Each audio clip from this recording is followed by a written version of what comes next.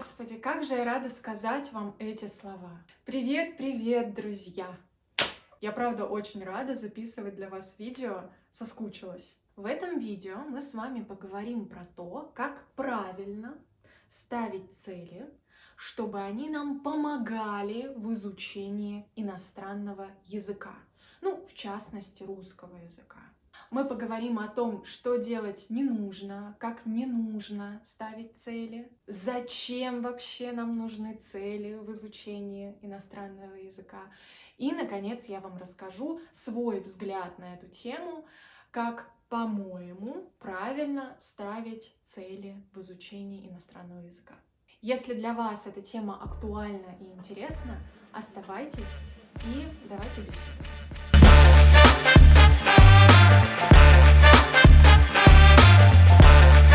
Итак, еще раз здравствуйте для тех, кто видит меня впервые. Меня зовут Мария, и я преподаю русский язык как иностранный. Сама я носитель русского языка, и на этом канале я специализируюсь на произношении, на русском акценте, но в этом видео я буду говорить в целом про изучение иностранных языков. Очень часто мы с вами, и вы, и я, ставим цель очень абстрактную или очень далекую, или трудно достижимую. Например, такая цель. Я хочу выучить русский язык. Или я хочу понимать носителей русского языка. Но правда в том, что вот этот момент, когда вы начнете понимать всех носителей языка в любой ситуации, в любом контексте и на любую тему, этот момент может наступить через много лет постоянной тренировки. То есть это очень большая, очень далекая и, более того, на самом деле абстрактная цель. Ведь даже носители языка не всегда друг друга понимают. Вот эта цель, подобная цель, это прямой путь к разочарованию. Даже если вы видите курс, учебник, видео, заголовок которого, название которого через 2 часа вы сможете вести адекватный диалог с носителем языка. Или через 6 месяцев вы научитесь вести глубокие беседы с носителем языка. Вот сейчас очень популярны, я вижу, такие заголовки. Да, это может быть правдой, но я вам даю 100% гарантию, что в этом курсе, в этом учебнике, в этом видео автор ограничит тему, ограничит контекст, в котором вы будете беседовать, в котором вы будете работать, разговаривать. Он вам даст лексику и грамматику только в этом контексте. Короче, мысль моя простая, так цели ставить не нужно. Это только демотивирует, да? Вторая, тоже частая ошибка, я ее наблюдаю не только у своих студентов, я сама ее совершала на самом деле. Поставить себе конкретную, реальную цель, например, сдать экзамен по языку на конкретный уровень, но не понимать, зачем мне это нужно по жизни. Понимаете?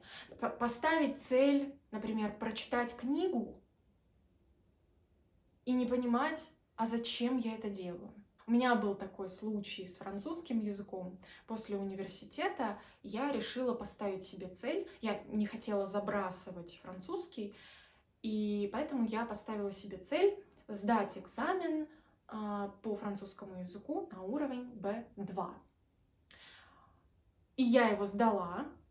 У меня был B2 по французскому языку. Но когда я вышла из здания этого университета, в котором я сдавала экзамен, я, конечно, похвалила себя, молодец, девочка, молодец, Маша, но через 5 минут я подумала, и что теперь?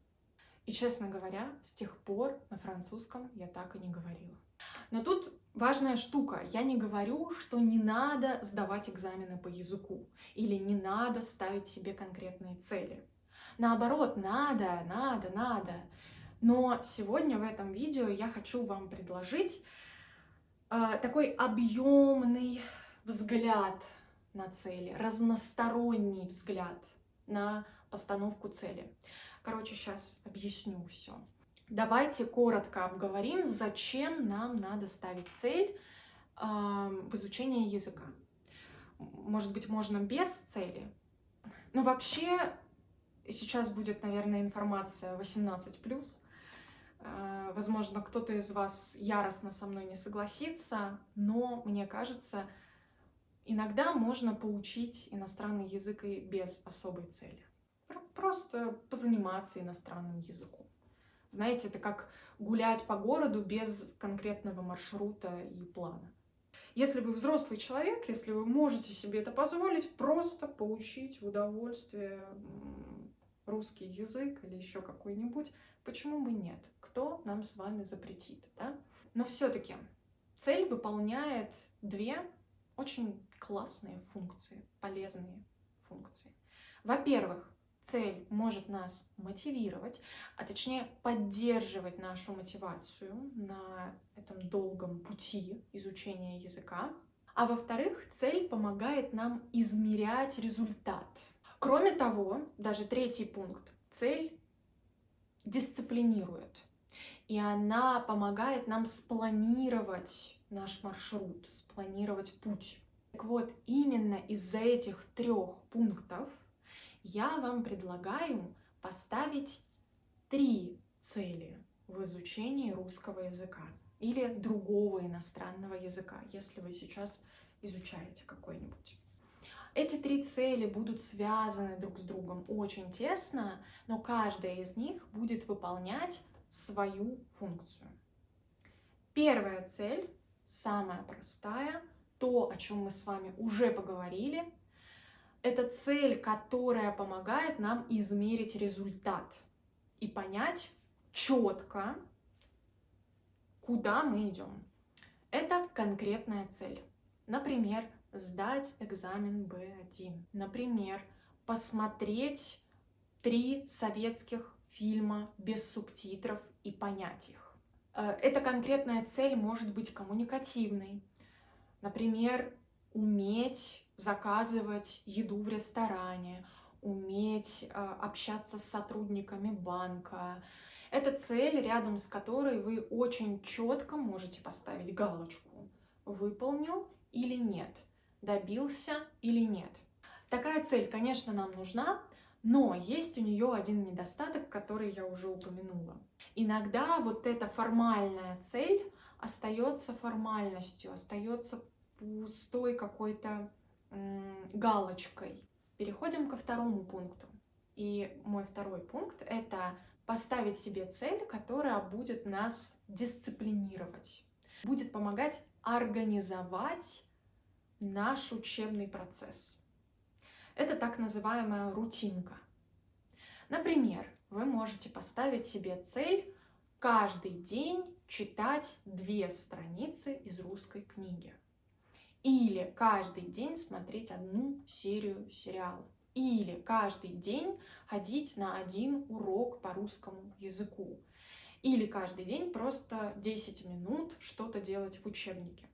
В моем случае, вот я сейчас буду говорить про изучение венгерского языка, у меня не было никакой конкретной цели. То есть я не планировала там сдавать какой-то экзамен, читать какую-то конкретную книгу и так далее.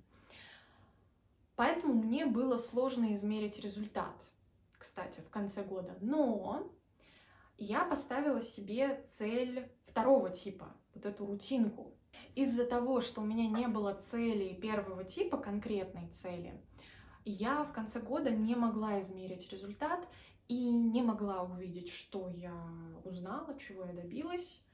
И кроме того, мой вот этот путь был достаточно хаотичным. То есть я, например, в понедельник могла немножко позаниматься какой-то грамматической темой, сделать упражнения. Во вторник я слушаю подкаст уже совсем на другую тему. В среду я говорю немножко с носителем языка, тоже там совсем другая лексика, совсем другая грамматика. Иногда это пересекается, и как-то я в своей голове вот это увязываю, да. Вот, еще раз повторю, в этом хаосе нет ничего плохого на самом деле, на мой взгляд. Это, наоборот, даже более естественное усвоение языка. Но об этом не будем говорить в этом видео. Знаю, что тема спорная, оставим ее как-нибудь на другой раз. Так вот, не могла измерить успех, путь был хаотичный, но в конце года, точнее в начале уже, вот в январе, в начале Нового года, я решила записаться на небольшой месячный курс по венгерскому языку, коммуникативный такой курс, чтобы, ну, так взбодрить себя немножечко, так, поддержать свою мотивацию. Про мотивацию, кстати, я буду говорить в следующем видео. И перед тем, как записаться на этот курс, я сделала несколько пробных заданий и отправила, там нужно было отправить ответ на какие-то вопросы голосовым сообщением на венгерском языке. И я получила фидбэк от этой учительницы. Это, кстати, если вы тоже изучаете венгерский язык, то вы ее, скорее всего, знаете. Это Петра из Easy Hungarian. Так вот, я получила от нее фидбэк. Она с удивлением заметила, что у меня замечательное произношение, прекрасно выразила себя, только вот маленькие ошибки. Я сама того не замечая, опираясь только на цель второго типа, на рутинку, уже достигла какого-то результата. Вот. Вот к чему был этот пример, да, к тому, что рутинка, она сама по себе хороша. Как спланировать рутинку? Я это делала случайным образом.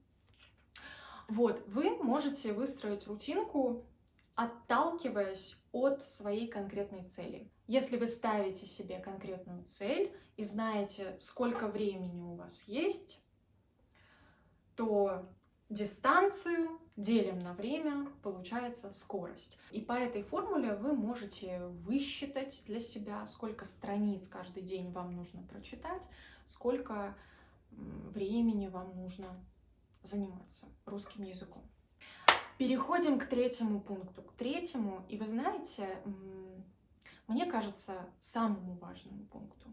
Именно он действительно мотивирует, помогает поддерживать эту мотивацию, мотивирует в самом начале и придает вообще смысл всему происходящему. Этот тип цели, по-моему, самый важный и самый сложный. Потому что тут вам нужно задать себе вопрос.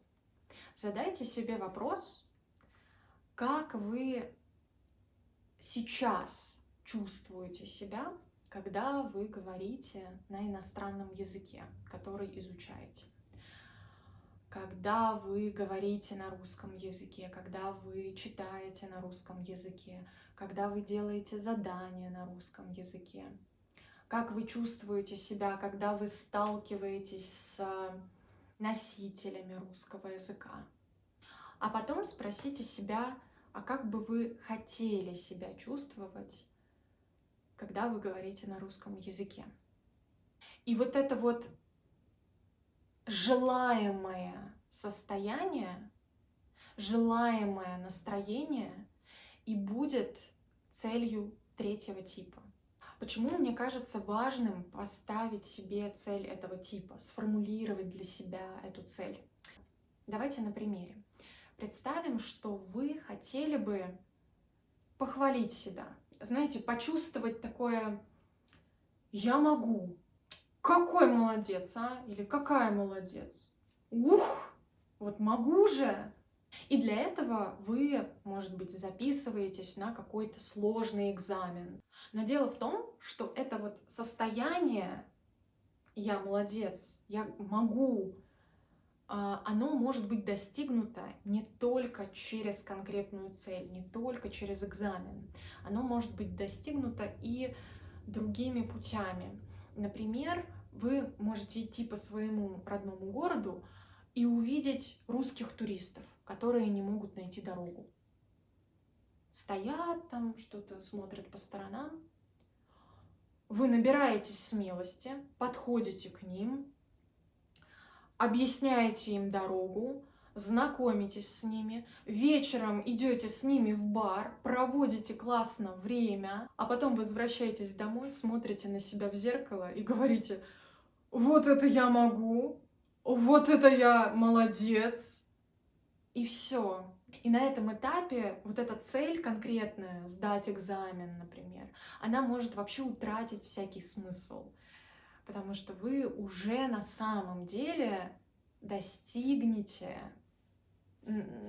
настоящей сути, настоящей желаемой цели. Вторая причина, почему этот пункт мне кажется важным, потому что, знаете, я столько раз встречала людей, которые сдали экзамен B1, хорошо изъясняются, владеют большим словарным запасом, отлично разбираются в грамматике, практически не делают ошибок.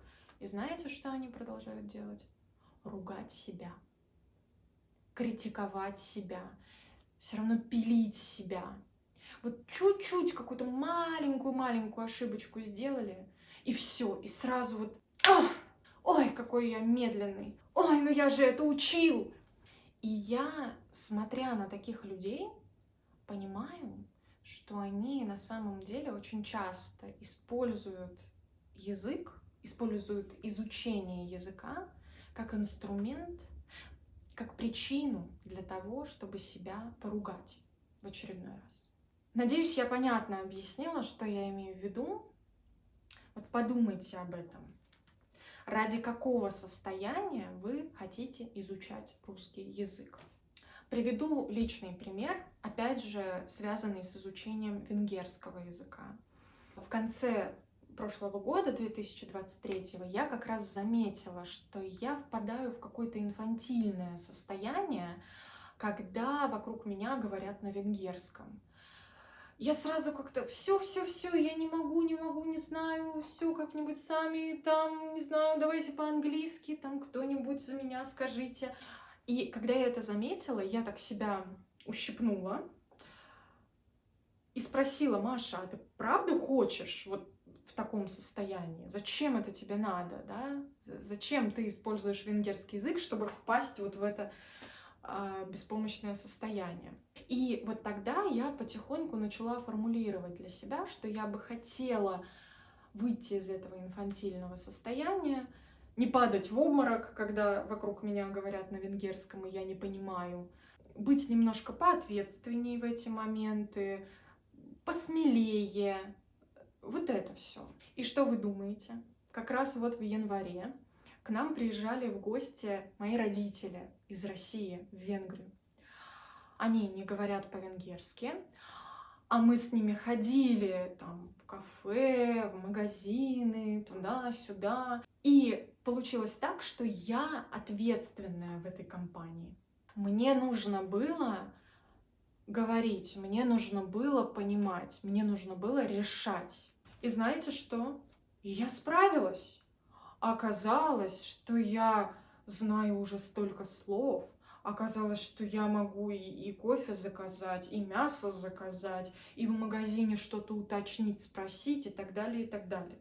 У меня даже теперь родители думают, что я говорю по-венгерски. Так что мое желание насчет состояния, которое я, можно сказать, загадала в прошлом году, уже сбылось. И сейчас у меня новое желание. И на этот год, ну или может быть на полгода, я не знаю, может быть это произойдет быстрее, я хотела бы испытывать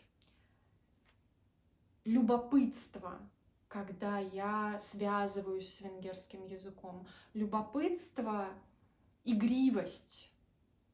Вот. То есть это тоже такое детское состояние на самом деле, но другая его сторона. Так, друзья мои, все, на сегодня я закончу со своим психотерапевтическим процессом. Пожалуйста, напишите в комментариях, понятно ли я донесла до вас свои мысли, поняли ли вы меня, согласны ли вы со мной. Признайтесь, пожалуйста, ставите ли вы цель или вы гуляете без плана. Кстати, забыла сказать, на этапе рутинки я хотела с вами поделиться, и у меня вылетело это из головы. Мы запустили на этой неделе Russian Shadowing Chat. Это чат в Телеграме, где я каждую неделю в понедельник выкладываю какую-то фразу на русском языке, не отдельное слово, а именно фразу. Я повторяю эту фразу с разными интонациями, если нужно, с разным темпом, с разной скоростью. Потом у вас есть время повторить эту фразу, записать себя, записать голосовое сообщение или видео, если хотите. И потом я даю фидбэк. Мы только начали вот в этот понедельник, так что вот самое время сейчас присоединиться. Для некоторых это будет, конечно, выход из зоны комфорта, потому что там нужно записывать себя, и другие участники вас могут послушать. Нервы, ух! Но легкая стрессовая ситуация очень полезна для изучения языка. И об этом мы с вами будем говорить в теме мотивация, как поддерживать мотивацию. На этом у меня все. Желаю вам всего самого доброго. До встречи. Пока-пока.